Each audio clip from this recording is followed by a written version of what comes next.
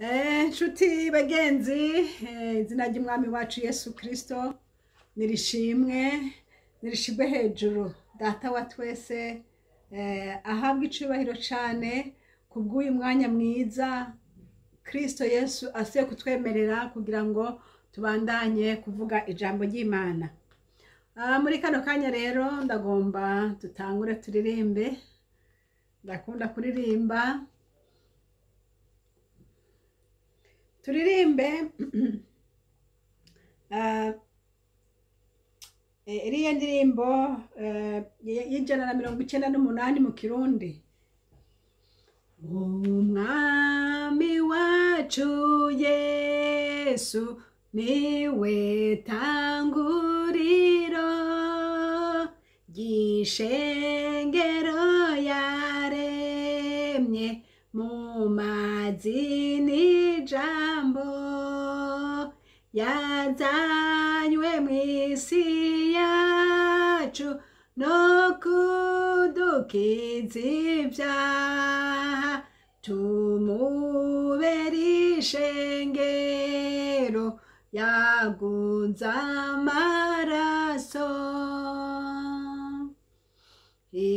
Ishengero ni rimwe mu mahanga menshi ryizera umukiza umwe n'ukuvuka kumwe rishima izina rimwe risangiye ingaburo imwe y'umwami wacu ryizigira kumwe. Ewe kintu cazanye ibice muri ryo ababi bari hanze bakarikengera yamara bera baryo bahora bari maso batakambira umwami ngo azaritabare. Mu vyago birigoye riruhugwa gose no kuzigama amahoro mu bihe bizoza ryifuza kuzobona ivyiza vyo mw'ijuru rivuye mu ntambara rinesheje gose kandi rikiri mw'isi rifitanye ubumwe na Data Imana yacu n'abayo mw'ijuru. Manume kwamamera nk'uko bamera mw'isi ngo nanje nshikiwawe bahamvye mw'ijuru. Haleluya. Yesu nahabwa icubahiro. Inshuti zanje, inshuti bakunzi b'umwami wacu Yesu Kristo, iyi ndirimbo ndayikunda cane. Ivuze ngo umwami wacu Yesu niwe tanguriro ry'ishengero yaremye mu mazi n'ijambo. Turiko turagaruka hahandi ku umubatizo. Ababatirijwe kuba ba Kristo Yesu nukuvuga ngo baciye binjira mu rugo rwa Yesu rw'abana b'Imana muri famiye y'abana b'Imana. Yesu nashimwe. Twebwe twabatirijwe kuba aba Kristo Yesu. Haleluya. Kandi twabatirijwe na mpwemu aca araduhindura, aduhindura ingeso zacu za kera, dufatana na Yesu. Kubwo kumwizera twongera turafatana, kubwo guheba ibyaha twongera turafatana, kubwo kuzukana na Kristo ubu twitwa abana b'Imana, kuko twaratsindanishirijwe, twarogejwe. Haleluya. Imana nishimwe. Uyu muririmbyi nawe wavuze ngo ishengero ni rimwe ku isi yose. Nshuti ndakubaze, none ko tubona ko hari amashengero menshi, ibyo nabyo byitangwa iki? Hariho Pentecote, hariho Fekabu, hariho Anglikane, hariho Budiste, hariho biki, hariho biriya na biriya na biriya na biriya na biriya nk'uko ubizi. Ariko Bibiri ivuze ngo ishengero ni rimwe ku isi yose. Bivuga iki? Si ukuvuga ngo bariya bose ibyo bizera byose twese turi kumwe. Apana. Ariko Bibiliya canke uyu muririmbyi yaravuze ngo ishengero ni rimwe ku isi yose, ngo kandi gizigira kumwe. No kuvuga ngo abo bose bakurikira Kristo Yesu, abo bose bogejwe n'amaraso ya Yesu, abo bose bahawe umubatizo wo mu mazi no guhindurwa na mpwemu. Haleluya. Bahinduwe n'ijambo ry'Imana. Bahinduwe n'ijambo ry'Imana. Nawe murazi yuko Yesu Kristo ari we jambo. Haleluya. Kandi murazi neza yuko Yesu Kristo na Data na mpwemu bose ari bamwe. Amen. No kuvuga ngo tuvuze mpwemu cyangwa tukaba guhindurwa na mpwemu, n'uyu Kristo Yesu aba yinjiye mu ijambo ryiwe akaduhindura. Yesu nashimwe. Uyu muririmbyi navuze ngo ishengero ni rimwe ku isi yose, ngo ryizera umukiza umwe kandi ryizigira kumwe. Aha rero bene data bakunzi, ndagomba dusubire turabe, tube maso kandi twambara ukwihana. Uguca imanza kubanze gushigwe hasi, umucamanza ni Kristo Yesu. Turabona amashengero menshi canke amadini menshi mw'isi, ariko se hacu kumenya ngo rijya riri mukuri rijya ntiriri mukuri. Icyo tuzi nuko ijambo ry'Imana ritubwiye ngo ishengero ni rimwe ku isi yose, kandi bari abantu bose bizera Kristo Yesu nk'umwami n'umukiza. Iryo ni ryo shengero ry'Imana. Haleluya. Abatizera Kristo Yesu, Bibiliya iratubwira ngo baramaze gutsindwa. Ngo ariko abizeye Kristo Yesu aho bari hose, aho bari ku isi yose, abamwakiriye, uyu muhema akabahindura, akabagira abana b'Imana. Haleluya. Niha ari Yesu ageraze kubatora, azohamagara abari i Burundi, abahamagara abari muri Amerika, ahamagare abari hariya, azotora umugeni wiwe hariya na hariya na hariya, kuko Yesu arazi umugeni wiwe hari. Data nashimwe. Yesu adufashe kandi atugirire neza. Macakubiri y'amadini tubanza tuyakureho, macakubiri yo gushinganirira imanza, yo gucira imanza abandi tubireke. Data wo mu ijuru arahari kandi ni wenyene mucamanza w'ukuri. Yesu nashimwe. Ariko uyu muririmbyi ndemeranye nawe, aya majambo meza yavuze ngo ishengero ngo yaremye mu mazi n'ijambo, ngo yazanywe mu isi yacu no kudukiza ibyaha, ngo tumubere ishengero yaguze amaraso. Bisobanura iki rero? Babandi bose bakizwe ibyaha mu maraso ya Yesu Kristo, yabagize ishengero, yabagize wewe na jewe n'uriya nariya, dufatanye hamwe tugize ishengero. Ishengero si kuvuga ngo nibajya twicarana mu ngoro, bariya twicarana kiya gitigiri dufise mu ngoro, barya siyo shengero haba namba. Oya.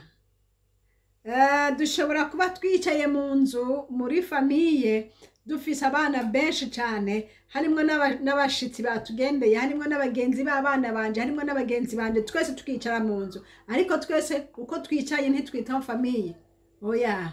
Famiye baba biyizi, naho baba bicaye n'abandi bantu bose bakaba bicaye muri inzu yacu, famiye baba biyizi. Mvuze ni famiye yanje haguruka, bose barabiza bahaguruka n'abatohaguruka. Bisobanura ngo abo bose mwicanye mu rusengero, abo sibo shengero. Ishengero ni bariya bakiriye Kristo Yesu nk'umwami n'umukiza. Abo nabo bari ku isi yose, bari hariya na hariya na hariya na hariya. Iryo niryo shengero Yesu avuga ngo ni rimwe. Amena. Ngo rishima izina rimwe, ngo kandi risangiye ingaburo imwe y'umwami wacu, ngo ryizigira kumwe. Hanyuma aravuga ati ewe ikintu cazanye ibice muri ryo, ngo ababi bari hanze bakarikengera. Nta wundi muntu azana ibice mu ishengero ry'abantu b'Imana atari Satani. Aha ndagomba nongere mvuge impwemu mbi ishobora kwinjira mu bantu igatandukanya abantu n'abandi, igatandukanya ishengero ry'Imana, igatandukanya bari muri Kristo Yesu. Iyo mpwemu mbi rero ntizanwa n'ikindi, izanwa n'umugwanizi. Uyu munsi rero nkuko nabasezeraniye, naho nagiye muri byinshi, nje kuvuga ku kintu cyitwa umubatizo muri mpwemu yera. Twabonye umubatizo wo mu mazi, twabonye umubatizo wa mpwemu, ari ya mpwemu iguha guhinduka mu mutima wawe, ikakwemeza ibyicaha. Ubu rero tubone umubatizo wo muri mpwemu. Umubatizo wo muri mpwemu nico bita la plénitude du Saint-Esprit, kuzuzwa. Kubera yuko kijya gihe mpwemu yaje mu mutima wawe akagukonvenga ibyicaha, kandi uwo mpwemu arashishikara kukurinda kuko ari muri wewe, kandi niwe yakugize umwana w'Imana. Ariko hari ikindi kintu kiba gikenewe, urakenewe kuzurizwa, la plénitude. Haleluya, la plénitude, ukuzurizwa. Imana ishimwe. Rero turavye uko kuzurizwa tugusanga hehe?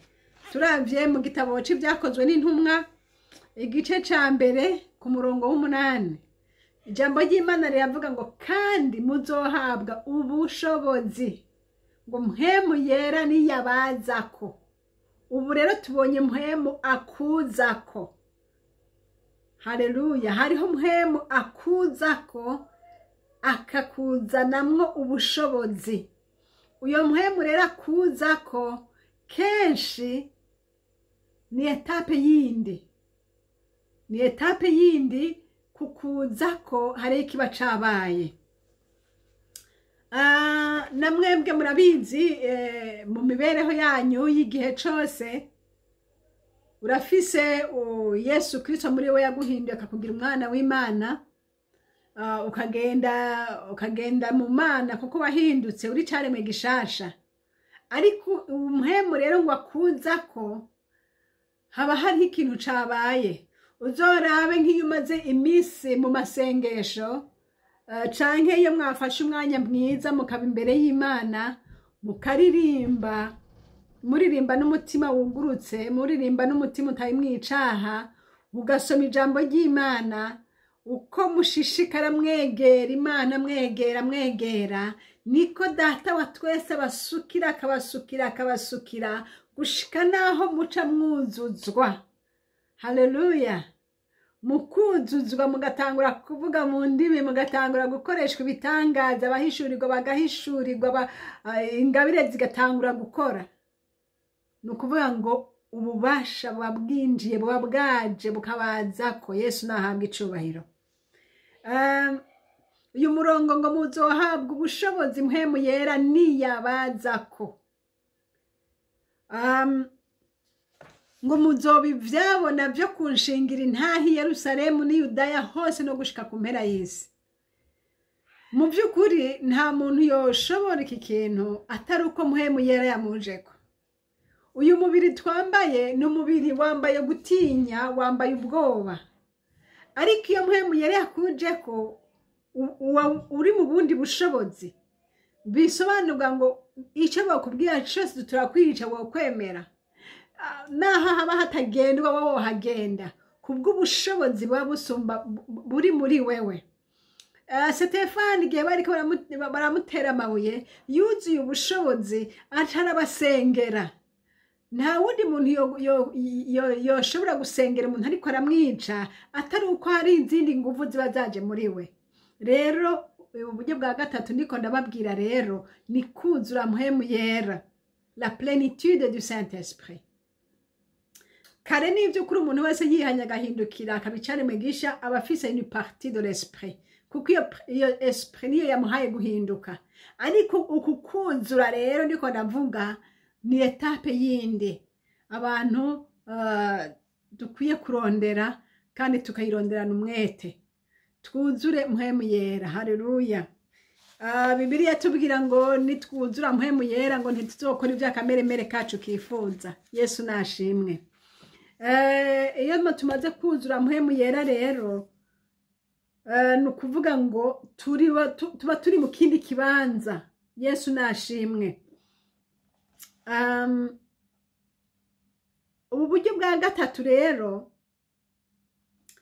ni uburyo bukomeye cyane, ni uburyo umukristo wese akeneye. Dukeneye kuzura mpwemu yera kugira ngo ntidushitse iby'akameremere kacu kifuza, kuko turi mu isi kandi iyi si irimo ibintu byinshi cyane bishobora kugukwega bikakujana hirya no hino. Ariko Bibiliya itubariye ngo muzohabwa ubushobozi.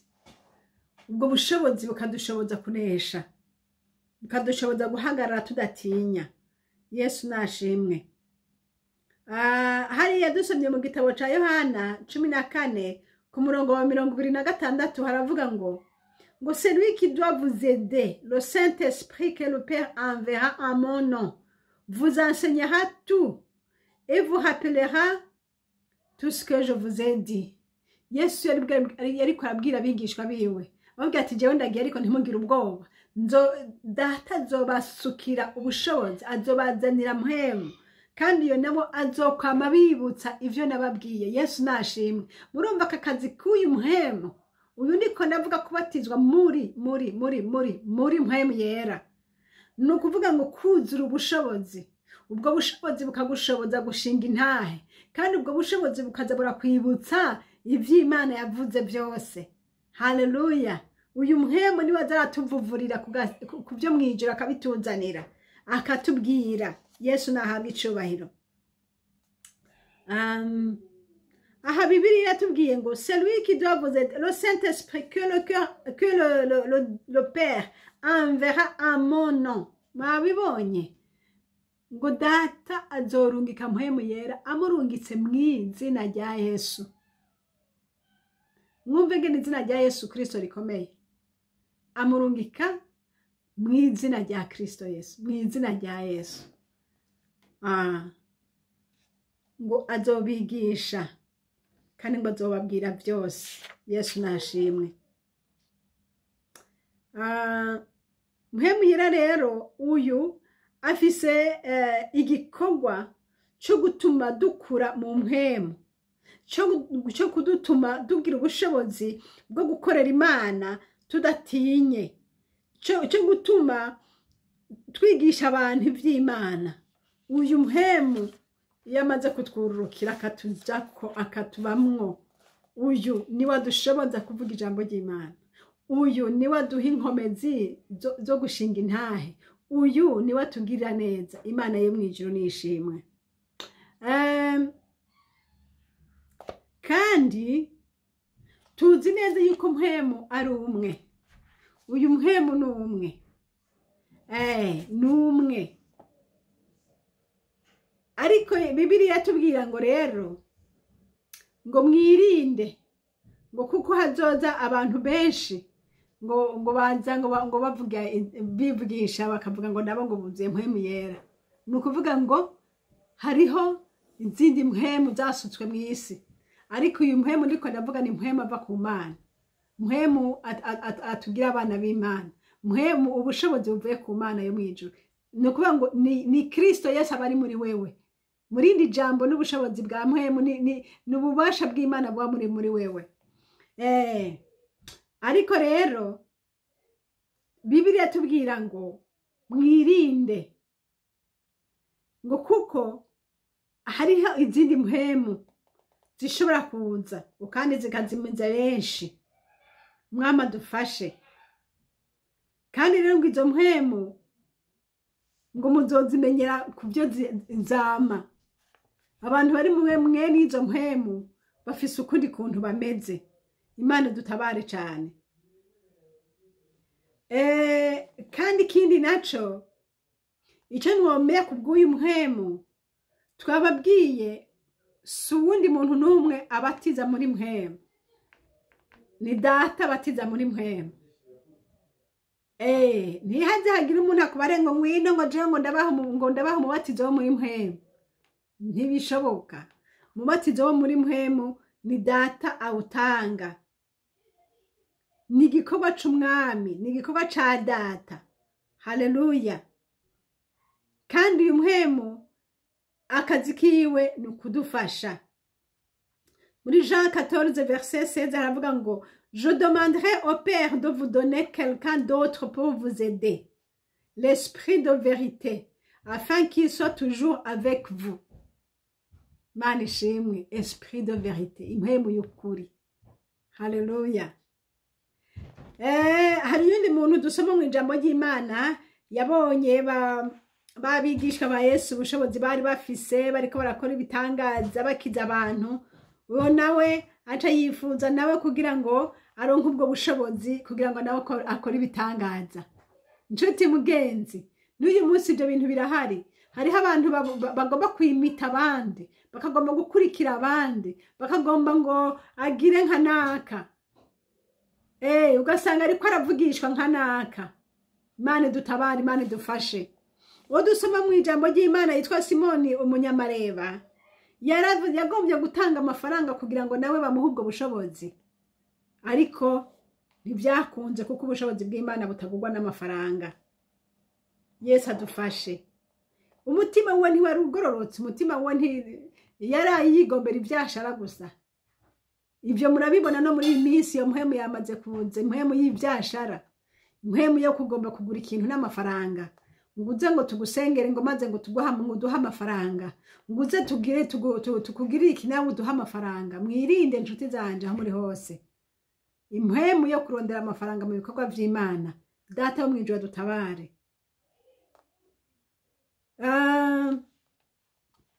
Ariko umuhemu yera w'Imana ni mpwemu avuga ububasha n'ukuri kw'Imana. Data wo mwijuru ahabwa icubahiro. Hanyuma rero kumbure nitwaronka akanya kandi Yesu avyemeye turaza kuvuga kuvyerekeye ingabire. Uyu mpwemu amaze kukuzako aca kuzanira ingabire za mpwemu. Iyi plenitude du Saint-Esprit imaze kukushikamwo ikigunzanira n'ingabire.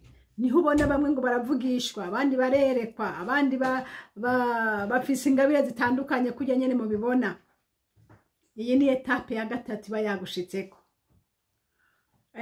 Kandi iyo usomye mu ijambo ry'Imana harimwo abantu babajije bati mbega hari umuntu yabaje ati mbega mwararose mpwemu yari igihe mwizera. Baca baravuga ati n'uwo mpwemu ntitwari tuzi ko yatanzwe. Ni ukuvuga ngo barizeye, baragendeye mu Mana, barakoze ibikorwa by'Imana, baragize ariko ntibari bazi iyi plenitude, ntibari bwayishikire. Inshuti ndakwifuriza kuronka uyu mwuzuzo wa mpwemu yera.